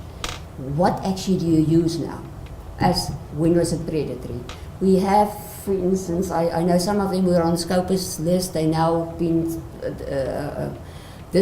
whatever you call it, they've been discontinued, but at that stage you didn't know. So, but I don't think anybody, that's typically where some of those cases of C3s will come, because it's seen as there's a quality issue. But all we can use is the quality criterion. We cannot say, if they in the feedback, they can't tell you've done predatory publishing. It's basically an ethical pronouncement made. So it's but hopefully in future we will have a coherent strategy for the whole of the whole national system of innovation. We're working towards that. Other questions?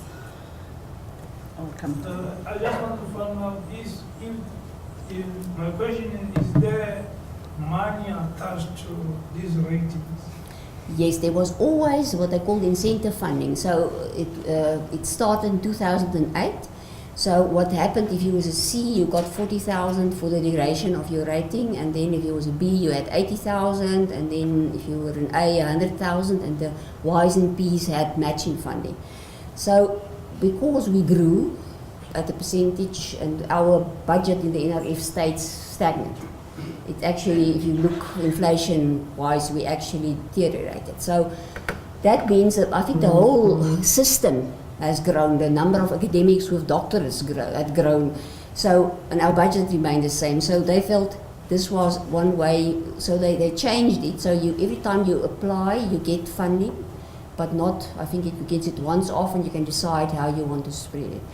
I know that Jelka will tell you at the recent research administrator workshop, it was kind of like, it's actually sad that it happened, because a lot of the people said that they actually felt, because it was not linked to a project, it was discretionary funding. Some people told us if they had postgraduate students, they paid their registration fee in the beginning of the year. They took a student to a conference. So it was a decision, but it was based on, because it was the growing number of rated applicants. But I think the value is, and I think universities, a lot of universities actually come now and say they are going to bridge that gap, because for them there is a question of, if you are rated, you know your bragging rights, but also I think there's individual, that's why you should apply, because you get feedback and you know where you stand. And that whole benchmarking thing, and the money is there. But I went to UNISA the other day, and there was a lady that gave a talk on her journey. Firstly, she applied, she was unsuccessful. She read the feedback, and then she actually said she actually saw in the feedback things, and after her anger, she decided, okay, she's going to work on those. I invited her to be an observer in one of the meetings. Then she applied again. She got her rating, but she says what she learned there is actually, this is for her own personal development. She says if you are a good researcher, the money will follow. You will get money from different sources. You will be able to apply at different places. But the value she had was, she knew her own career. She said she no longer takes on any students that's not in her field. She actually looks longer term, where is she going to publish. She said very clearly that for her, the rating was her own personal benchmarking and value. So that was why it was originally, since I think in the 90s up till it was kind of like delinked.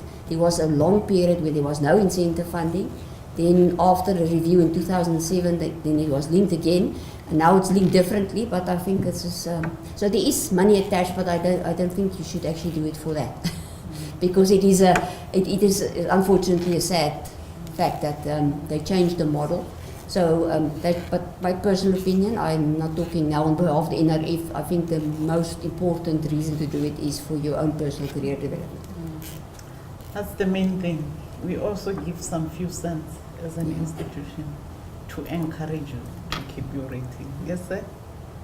I want to know, can you postdoctoral researcher? That you know what I'm saying is it's not your designation that makes the matter. As a postdoc, you can apply, but then you must make sure and say, okay, I'm going to be associated with the institution for at least so many more years. There is a chance that I will get appointed or the contract will be renewed. And very, very, very importantly, make sure that you say you are supervising students, you are contributing to capacity building. So it's all about that, making the case. Because I know a lot of like I was talking about the soft money. You come, you do a postdoc, especially if you come from, the idea is that you do a postdoc at another institution, you are actually very vulnerable because you want to get something behind and to get a publication track record so that you actually can start your career. And a lot of Ys actually are postdocs, and they actually then when they go, they get appointed because they've shown that they are going to be established. Prof. Bofu? Yes, thank you very much for the presentation. I have a couple of questions. Hope I can answer them all, otherwise I'll go and find out. Yes. I wanted to start off with the you say that if you apply for rating, and then for whatever reason the panel says, no, we don't want to rate you now, then you must wait for 3 years. Yeah, I understand you right? Yeah, technically it's 2 years, because remember you've applied, closing date was say end of January, so that 1 year is already in, because it was the period which is your applications is up till December of the previous year. So that 1 year when it was decided, so that's year 1. Year 2 and 3 is then you can apply, it's 3 years, but technically it's 2 years after. 2 years further on. So if you are already rated, but your time to apply for your next rating is not yet on, Yeah, and then you do reapply, yes. does then You can apply, we call it a special year, but because we have so much reviewer fatigue, there must be a big motivation to say why do you want to come in earlier. Because it's very often in the social sciences they published a book. So it's really a big work that will, so the institution must motivate and say why they think your current rating and your standing based on your outputs in this is no longer in sync. So there is that category we try, and it's because if a lot of people just put in, they've got a few more outputs, and then we go back to the reviewer and he said, but he had a look at it last year. So it's because remember it's 6 reviewers, and it is a view of your standing based against your peers. So if it was a huge, big impact thing that really moved you up in the rungs, then it's fine. But if it is just you were a C2 and you think you might be now a C1 and it's 2 years after your last rating, that's a possibility you have. I think the other challenge that I think is when this feedback comes back, Yes. the NRF gives the rating. Mm-hmm. I've got the feedback that I got here. Mm-hmm. It's very vague, you know. In which field are you, if I may We are not ask? sure what does like for example they say Yes. you need to publish in high impact manufacturing and robotic journals. Okay. Yeah, that's And according to my understanding, yes. where I'm publishing, that's where there is impact. You know? Mm. So maybe there's another place where there's impact that they know of that I don't know of, but they must say it. Yeah. They must say I totally publish agree. in high impact factor journals, Yeah. and then they don't mention it. What I've often seen, and that is now because I'm not that, we've got people that is normally a specialist committee that writes the feedback based on the review reports. But what I've often seen, they will tell you, publish in these journals, and then they name them. And that, you say, would have been more helpful than just saying publish in high impact, because high impact according to whom, and it is, I agree with you. I understand. And then I also wanted to find out in terms of I heard you saying that it's like a club. There's people who review, they're always happy to come back together. I mean, how many people? No, what I'm saying is there's these people that work together the whole year. So they kind of like consult with each other. So, but remember the reviewers, who's actually, that's the meat of what the process. That they don't know each other at all. So what I'm saying is the people that's been appointed on the specialist committee, because say we have ADGSs, we need to have an anthropologist on it, we need to have a development scientist on it, we need to have a geographer, we need to have probably 2 sociologists, we need to have a social work. Social work is one of those, actually sometimes goes to health sciences. So I think that panel is comprised at the moment of 6 or 7. So those people, when they get assigned, they look at the applications, the convener decides. Okay, so there is so many social work. This is the expertise of the social work person. So the person gets those applications. Often they have to be a little bit, the convener is normally the one that takes those, that's kind of like the ones, if there's only 1 or 2 social work applications, we've actually got somebody outside who's been a co-opted member who will give us names. So, but what I'm saying is they work, they are appointed, say February, they're appointed for 4 years. So the first year, then they firstly collaborate with each other to see who gets assigned which applicant. So that's the first step. Then most of the time with the screening of the applicant and to see whether it's in the right panel, with lots of collaboration between them.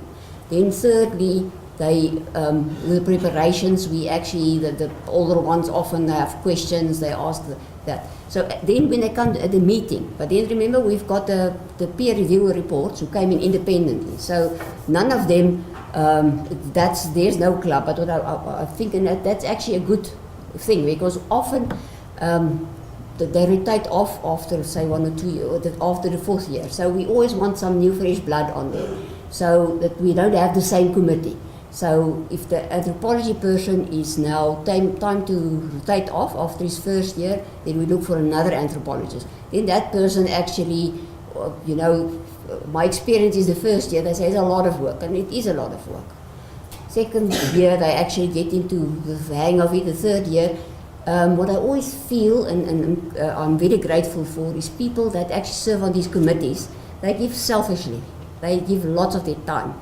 But what they often, most of them say is, this is the first, they actually also get benefits out of that because they read applications in their field and often in their broader discipline, and they actually get a feel for what's going on in the country, in the global sphere, and they also get a feel for what reviewers say. So the benefit works both ways. So they work without any pay, but they do a great job, and actually they also know they are going to come up so they will do the same for others. So if I say that there's a club, that club it's not a club, it's just a question of if you work together on a project for a year and a half, you actually kind of like, after a while, it is, to get to the point of the meeting, it's almost like it's the cherry on top of the cake. You actually have worked hard to get to that point.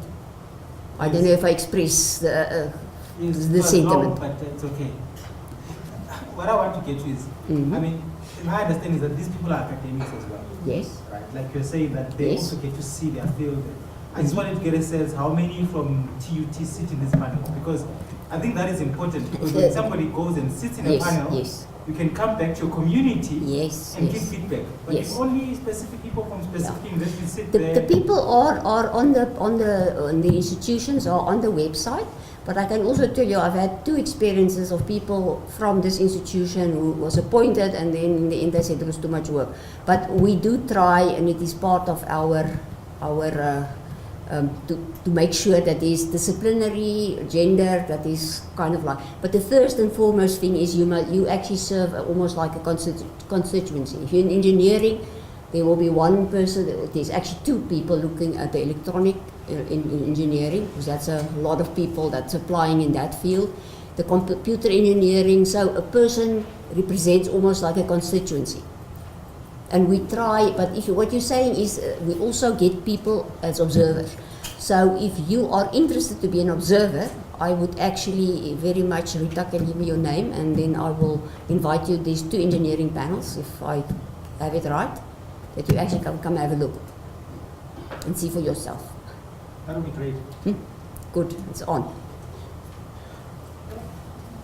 I just want to ask, is there any specific number of journals you must publish before you can be considered?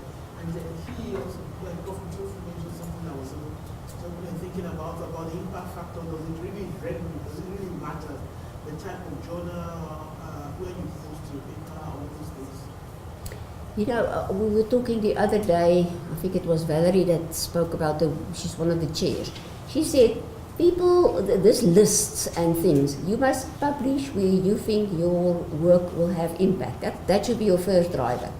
Then, but I know we also live in a place where people want to publish in high impact journals. But you should always, your driving force should be that you publish in appropriate outlets. Because that's one of the things we ask the reviewers as well, is the work published in appropriate outlets. So I think that the idea is if you're young and you're just starting out, you will go some local and eventually, but you must have a strategy that you will go eventually. You know what's the best journals in your field. Or you should have somebody in your, that knows what's the best journals. There's all these different indices and stuff, but often if you work on a very focused niche area, the people who's going to be in your reviewers must know a lot about your niche area. And then I think like he said, if they are so bold as to say publish in high impact robotic journals, they must actually say such as, because that would make meaningful. I don't know, have I answered your question? How many number of journals are almost? It is not a simple one that you. It's often frowned upon if you publish in journals of which you, for instance, are editor or on the editorial board. So most cases, a good spread of journals, not too much in one journal. Reviewers don't look up funny things. They might look up, have you been an editor of that journal? Have you published a lot in that? So a spread is always a spread of local, international, all of those. It all depends on your career place where you are in your career phase. So because remember, this is not about, it's benchmarking you against peers. So they often might say, of people of similar, they use often the tenure track for professors, so you have to read through that. Often if you're just emerging, you just started out, they will tell according to your peers.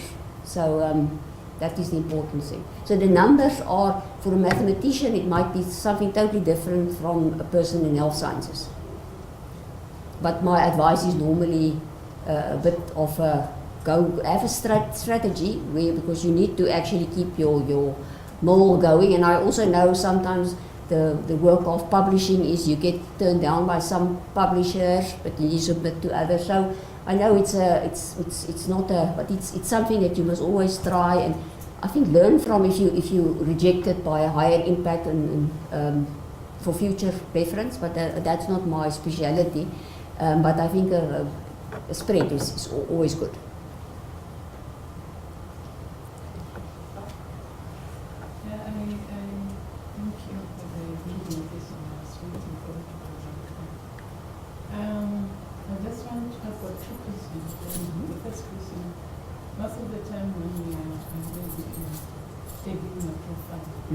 There's a question that says the number of years where you are doing my research.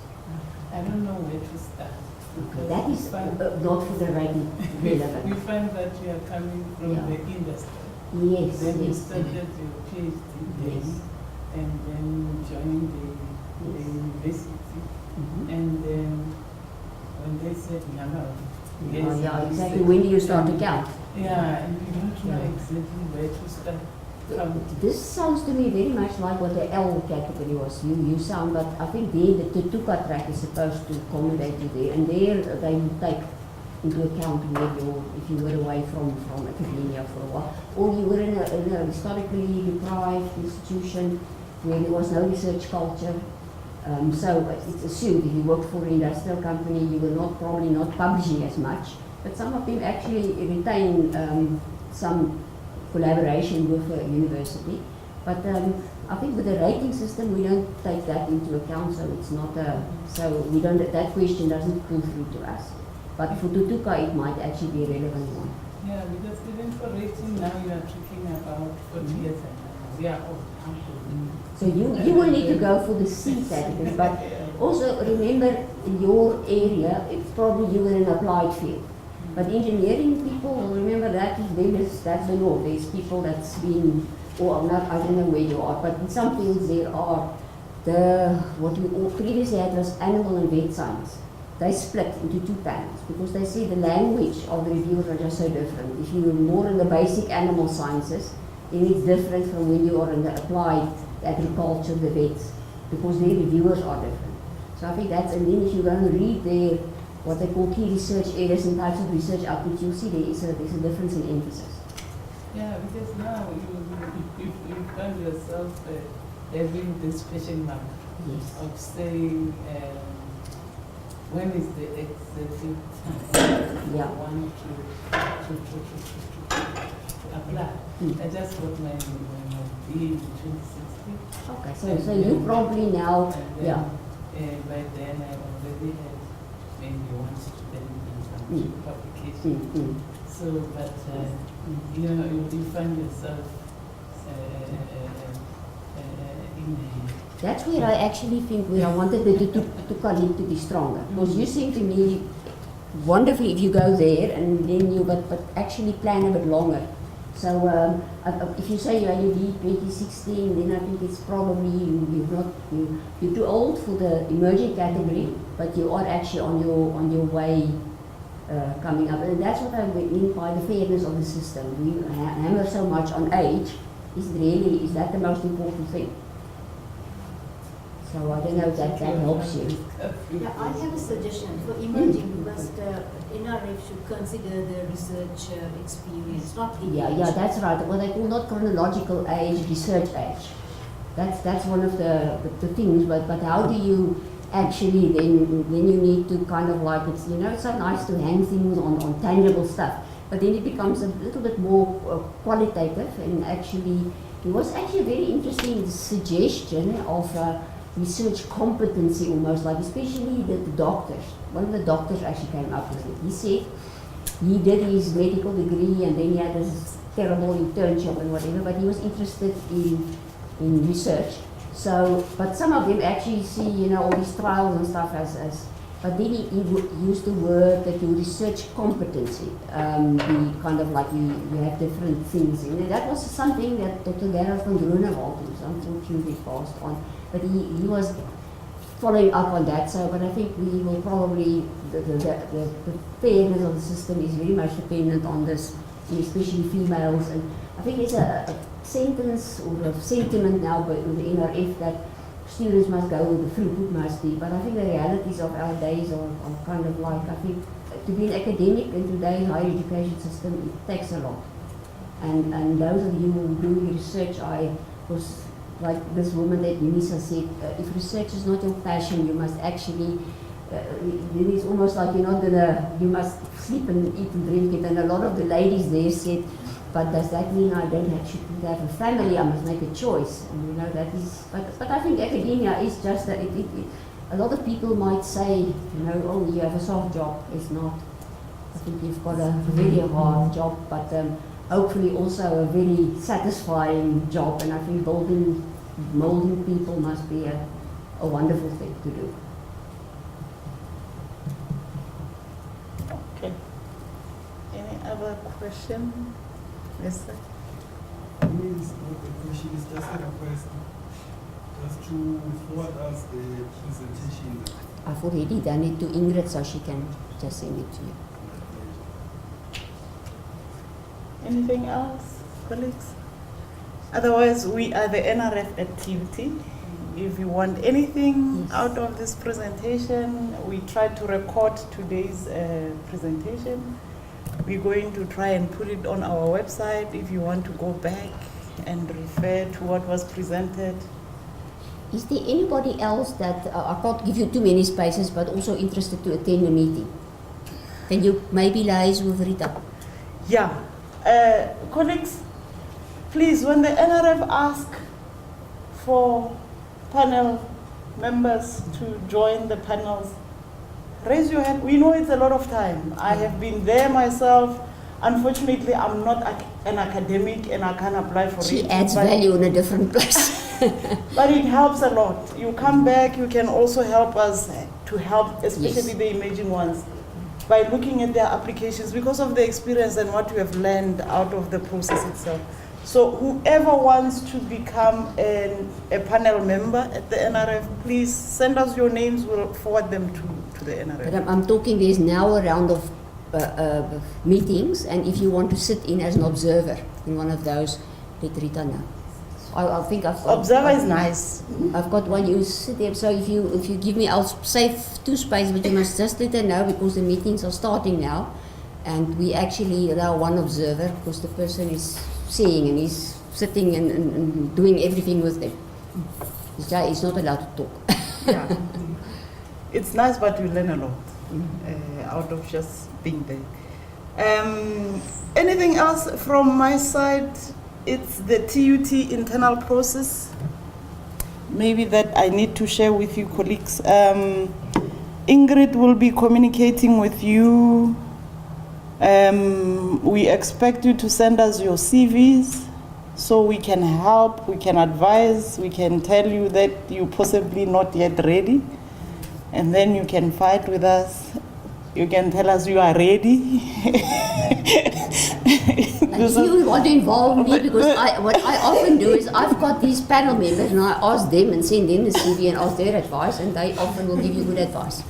So between this a helping environment. It's not there to get you pushed down. Yeah, and the NRF, after we have submitted you, after we had said to you, you're not ready, and you said you are ready, they say to us, he's not ready, and we have to come back and say, the NRF now says you are not ready. So you understand, and the NRF expect us to do that screening part. They expect us to tell you that you are not ready when we think you are not ready. So when we submit you to them and then they say he's not ready, it's like we didn't do our job.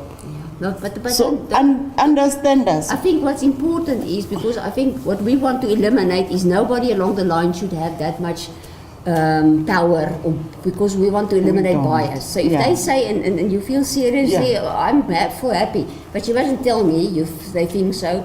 So I think we all realize, because that's also why I say it's a sticky point. It is what actually means you are premature. Yeah. So we all have different, and sometimes it is in your best interest. So we expect your CVs to be submitted in November to Ms. Bota. You saw the closing date to the NRF, 31st January. We will be doing the internal closing date of somewhere mid-January for reviews. So please check those dates if you want to submit, so that we can help you. Otherwise, if it comes very late, then we are not able to send it to experts within the institution for advice. So allow us to help you improve your application. That's merely our job. And the final submission for us as an institution will be mid-February. You've seen the kind of work is expected from us. I have now to think whether you are a B or an A, not an A, not a P. No, you Whether you are a B or a C or a Y category. Ys are very easy for us. So postdocs. Why not A? Yes, I postdocs. agree with you. They will grow. Because Our postdocs, please. Culture. The Y is the simplest category you can apply for. And I always encourage our people, young as you are and productive as you are for your age, please submit and enjoy. Enjoy the moment. And I also want to advise the established researchers, please, if you see one failed re-rating, don't laugh at them, because it happens also to, it comes back, and when it comes back, it's not nice. So it's just about encouraging. It was for me wonderful to learn from that lady from UNISA. She was firstly, because it is personal, but then because her feedback was very, and I will really go back to the feedback writers and say again, that remember that is what, but after she's done that, and the next time when she attended as an observer, and then the next time, she's so proud of her rating. Yeah. And it is often, like I say, in most cases, the prematurity is what is tripping you up. So the readiness is an important thing. We tried to go on awareness campaign on ethics, integrity. So that authorship, please don't bully your students and take first authorship because you want to advance yourself. Yes, it's coming out here that your role in the research is very important. It does not necessarily have to be that now you're going to put your students at the end. You want to become the first author or the single author when the students have done the work. So let's always remember that and think of integrities around research. Those predatory publishing, please be very careful, colleagues, where you publish. It has to be quality research. DHED now understands us. You know, DHED in the past never even wanted to hear anything from us. If you had published in a journal that 2 years later, after we have submitted, they pick up, it was predatory, they came back to demand their money from us. So now they understand that you can't blame us 2 years later of the things that we knew nothing about. And I think maybe the NRF should also learn from that. If I apply today based on what was then DHED accredited journal, you cannot punish me, because at the time I was misled by the system. I was told this is accredited, this you can publish in, 2 years later it's found, or 5 years later it's found that it was not accredited at the time, and then I'm punished for that based on my publications. So I think even you and as well your students, I think one of the things is, one guy, I think Stellenbosch said, he always asks his students to know is, where's the reports? Has it been peer reviewed? Because sometimes, you know, that's where I think this is an ethical issue. The predatory journals. It is about, have you done it? Because sometimes it's too good to be true, then it probably is too good to be true. Yeah. And I think you must also alert your students to it. But that again comes to the appropriateness of the outlets. You must publish where it is based. I know there's the accredited list, and that's for subsidy, but also you must first and foremost be driven by what is the base, where can I get my results out? And I say it's a good thing to check. It is on the list, but the list is not fail-safe. So I'm at the point of thanking all of you for making time to this session, and thank the NRF, Joyce and Angelica, thank you so much. I know we're still gonna interact. Please, when there are spaces at your panel review meetings, let us know that we can invite our people. I know most of the time they say no, they are not available, but If just send the if any invitation. of you are interested, please let us know. Yeah. I've got that one. You will send me his field, and then I'll tell you when the panel is sitting. It's 2, so you can. Okay. Thank you very much. Thank you very much. I think we expected.